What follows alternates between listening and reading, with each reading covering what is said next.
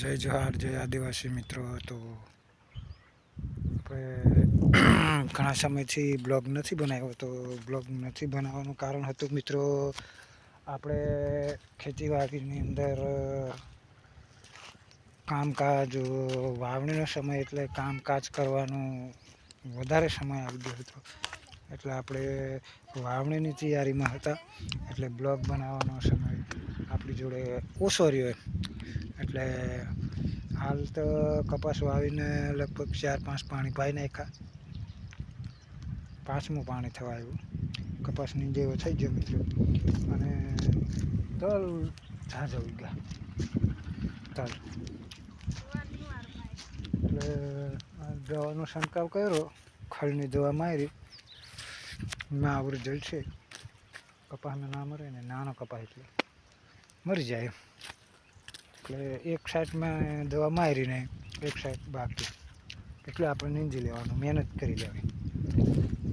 તો કપાસ છે મિત્રો, કપાસનું બિયારણ ચશ્મા છે, સુપરબ સારું છે, 2 વર્ષથી વાવે એટલે।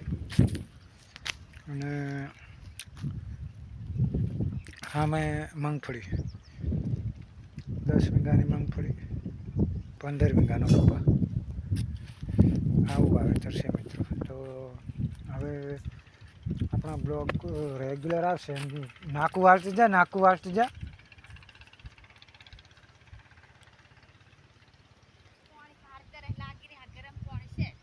કઈને શું થવા તા ગરમ તા પી લેવાય, એને શું થવાય એને, આવા ગરમ મગજના માણસો આવી જાય મિત્રો। પૂરું થવા આવ્યું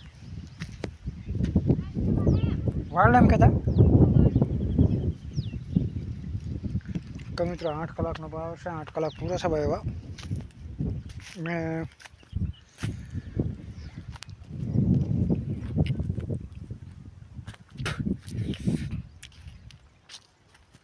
આવું છે મિત્રો। પાવર પૂરો થઈ જાય એટલે બધું બંધ, અને આપણે રજા, નાવ ધોવાનું, ખાઈ પીને આરામ કરો, પછી પાછા સવારે કામે લાગી જવાનું। ખેડૂતને બીજે કામ શું હોય,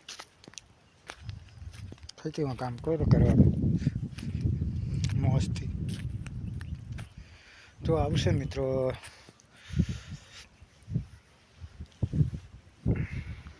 તો જાહેર સૂચના,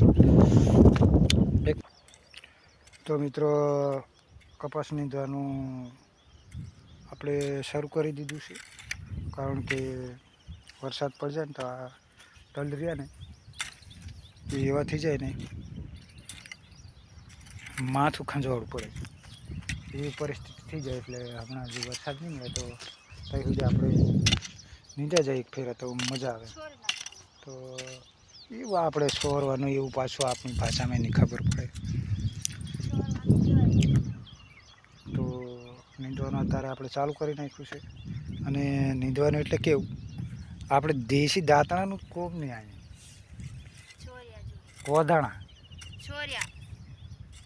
આપણી ભાષામાં, અને આ બાજુ સોરિયા। તો આ ટાઈપનો છે મિત્રો, વ્યવસ્થિત માપનો છે, 3-4 પાણીનો કપાસ છે, 5મું પાણી ચાલુ છે અત્યારે। તો નીંદર જાય ને તો આવી થઈ જાય કમ્પ્લીટ।